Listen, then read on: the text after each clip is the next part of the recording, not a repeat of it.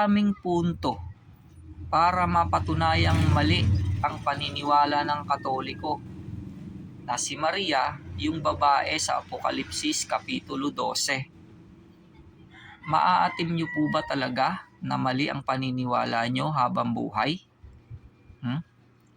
Katoliko sarado na lang ba talaga kayo forever? Para po kasi kayong nakabilanggo nun habang buhay eh. Wala pa naman kayong hatol eh. Bakit po ayaw nyong lumabas sa bilangguan? Ayaw nyo ba talagang magbukas ng selda at nang makalaya po kayo sa kamalian at kasalanan? Mali kasi eh. Walang tama sa Katoliko. Paanong magiging si Maria, yung babae doon sa Apokalipsis 12? Yung babae doon ay tumakas sa ilang o wilderness eh. At namalagi siya ron ng 1,260 days. Nakaimbento na ba ang Catholic Church ng ganong history ni Maria? Na tumakas siya sa ilang at hinabol siya ni Satanas? Sige nga, i-google nga ng mga pari yan kung makita nila yan sa history. Mahilig kasi ang Katoliko na bumatay sa history eh. Kasi yung mga nagsulat ng history ay Katoliko ang source ng isinulat nilang history eh. Gaya nung sino raw ang founder ng Katoliko. I-google nyo. Ang lalabas ay si Jesus Christ daw. Tas alamin nyo yung mga reference nila sa ibaba kung sino ang source nila. Makikita nyo, Katoliko ang source nila. May kabubuhan din yung mga nagsusulat ng history sa Google eh. Pero wala pa akong balita na may gumawa ng history na si Maria ay tumakas sa ilang at hinabol siya ni Satanas. Ewan ko lang kung gagawa na sila ngayon ng history na ganon para mapamalian nila ako. Sana po magbukas kayo, mga Katoliko. Kahit hindi pinto, kahit bintana lang po buksan nyo. Malay nyo po, makakita po kayo ng magandang tanawin sa labas ng Katolisismo. Basa. Mateo 13:15. Sapagkat kumapal ang puso ng bayang ito at mahirap na mga karinig ang kanilang mga tainga at kanilang ipinikit ang kanilang mga mata. Baka sila'y mga kakita ng kanilang mga mata at mga karinig ng kanilang mga tainga at mga kaunawa ng kanilang puso at muling mga balik loob at sila'y aking pagalingin. Kawikaan 20:13. Huwag mong ibigin ang pagtulog, baka ka madukha. Idilat mo ang iyong mga mata at mabubusog ka ng tinapay. Efeso 5:14-16. Kaya sinasabi niya, gumising kang natutulog at magbangon ka sa gitna ng mga patay at liliwanagan ka ni Kristo na inyong samantalahin ang panahon sapagkat ang mga araw ay masasama. Apokalipsis 3:17-18. Sapagkat sinasabi mo, ako'y mayaman at nagkamit ng kayamanan at hindi ako nangangailangan ng anuman. At hindi mo nalalamang ikaw ang aba at maralita at dukha at bulag at hubad.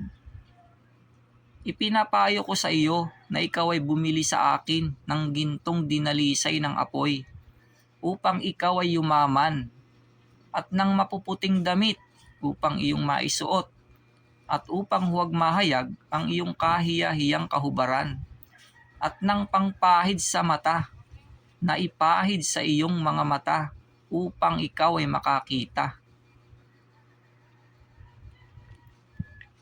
Kaya hindi po si Maria yung babae sa Apokalipsis 12 ay dahil sa panahon na yon na inampon at kinandili ng Diyos yung babae na yon doon sa ilang ng 1,260 days ay nanghuhula naman yung dalawang saksi ng 1,260 days At nandun na rin yung hayop na 666.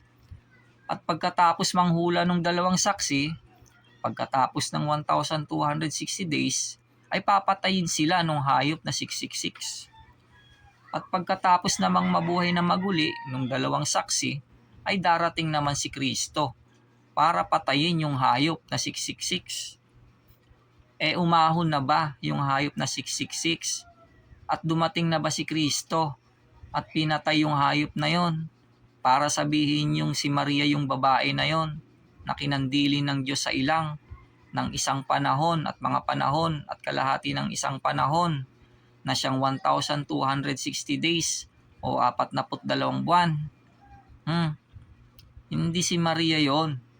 Layas na sa Katoliko at wag nang babalik pa sa mali. Basa, Biblia. Apokalipsis 12:2, 13 hanggang 14.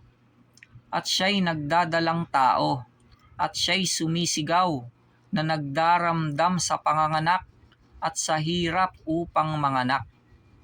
At nang makita ng dragon na siya'y inihagis sa lupa, ay inusig niya ang babaeng nanganak ng sanggol na lalaki. At sa babae, ibinigay ang 2 pakpak ng agilang malaki upang ilipad sa ilang mula sa harap ng ahas hanggang sa kanyang tahanan na pinagkandilihan sa kanyang isang panahon at mga panahon at kalahati ng isang panahon. Apokalipsis 13:1-2, 5-18. At siya'y tumayo sa buhangin ng dagat. At nakita ko ang isang hayop na umaahon sa dagat, na may 10 sungay at 7 ulo, at sa kanilang mga sungay ay may 10 diadema, at sa kanyang mga ulo ay mga pangalan ng kapusungan. At ang hayop na aking nakita ay katulad ng isang leopardo, at ang kanyang mga paa ay gaya ng sa oso, at ang kanyang bibig ay gaya ng bibig ng leon. At ibinigay sa kanya ng dragon ang kanyang kapangyarihan at ang kanyang luklukan at dakilang kapamahalaan. At binigyan siya ng isang bibig na nagsasalita ng malalaking bagay at mga kapusungan. At binigyan siya ng kapamahalaan upang magpatuloy na 42 buwan. Dito'y may karunungan.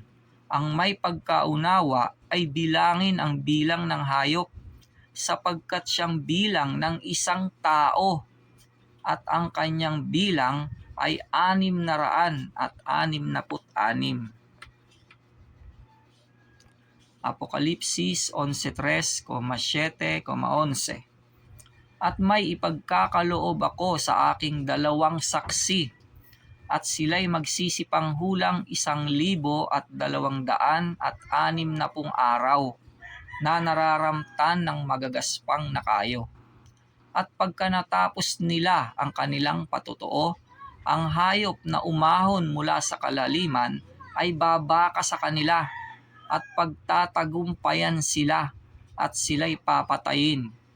At pagkatapos ng 3 araw at kalahati, ang hininga ng buhay na mula sa Diyos ay pumasok sa kanila, at sila'y nangagsitindig at dinatna ng malaking takot ang mga nakakita sa kanila. 2 Tesalonica 2:1-3-8. Ngayon, aming ipinamamanhik sa inyo, mga kapatid, tungkol sa pagparito ng ating Panginoong Hesukristo at sa ating pagkakatipon sa Kanya. Huwag kayong padaya kaninuman sa anumang paraan, sapagkat ito'y hindi darating maliban ng dumating muna ang pagtaliwakas at mahayag ang taong makasalanan, ang anak ng kapahamakan. At kung magkagayoy mahahayag ang tampalasan na papatayin ng Panginoong Hesus ng hininga ng kanyang bibig, at sa pamamagitan ng pagkahayag ng kanyang pagparito ay lilipulin.